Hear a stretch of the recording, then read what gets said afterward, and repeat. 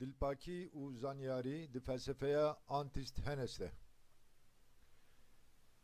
Antisthenes berî zayînê di navbera salên 444 û 365 de jiyaye. Damezranerê xwendegeha kinîkê û tevgera kinîzmê ye.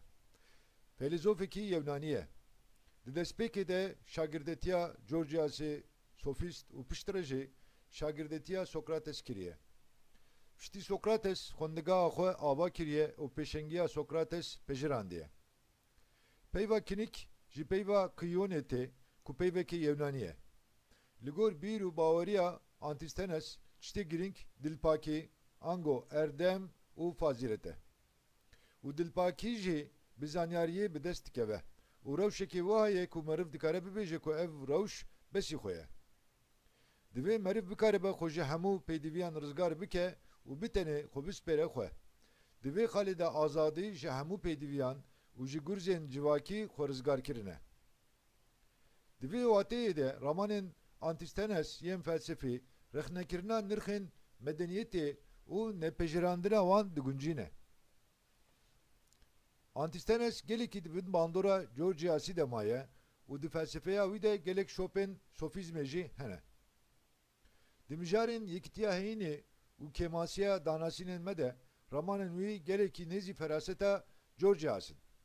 Zanayî peyvên binavkirina hîberan û darazên me jî bitenê kombûna wan peyva ye. Di vê xalê de ramanên wî ji ramanên Platon cuda ne. Ku Platon têgehan wekî tiştên rastexîn didît ku ev raman jî ramaneke nominalîst e. Armanca jiyanê bextewarî ye û ev yek jî ancak bi erdemê pêk tê. Erdem jî zanyarî ye. Ango besbûna ji xwe re a mirova ye. Di vê wateyê de erdem azadiya rehe yan jî azadiya ruhî û giyanî ye. Tenduristî, delalî, navdarî, şeref û namus tiştên çêkirîne û divê meriv bi guman xwe nêzî wan bike. Hebe meriv dikare bibêje ku ancak dijberê wan peyvan di ramana kinîkî de xwediyê wateyekê ne. Bêmilkbûn, bênavbûn, nehewcedarî û dûrketina ji delkên civakiyên ehlaqî rê li azadiya mirovî vedikin û ha dikin ku mirov pêdivî bi tû tiştî nabînin û dikevina rewşekê besî xwe. Antisthenes di vê rexnekira nirxî de ne xwediyê nêrînekê hedonîst e.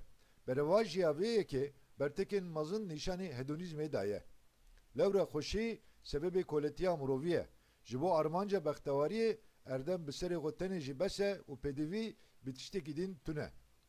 Li gor Antisthenes erdem tunebûna xweşê û ji xwestekan xwe rizgarkirin e. Felîzofên kinîkî rasterast dijberê hemû tiştên ku di jiyanê de bikêrî bu tû tiştî nayênin û meyla wan li ser wan tiştan tune. Ev helwest wan kiriye dijberê medeniyetê. Kinîst ehlaqê ku heye nirxên civakî, ol, malbat û dewletê napejirînin û wan red dikin. Başê gelo Antisthenes çi gotiye? Gotiye ku divê meriv bikaribe xwe ji hemû pêdiviyan rizgar bike û bitenê xwe bispêre xwe. Azadî ji hemû pêdiviyan û ji gurzên civakî xwe rizgarkirine.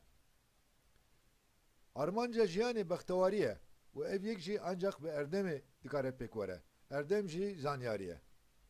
Tenduristî, delalî, navdarî, şeref û namus tiştên çêkirîne û divê meriv bi guman xwe nêzî wan bike.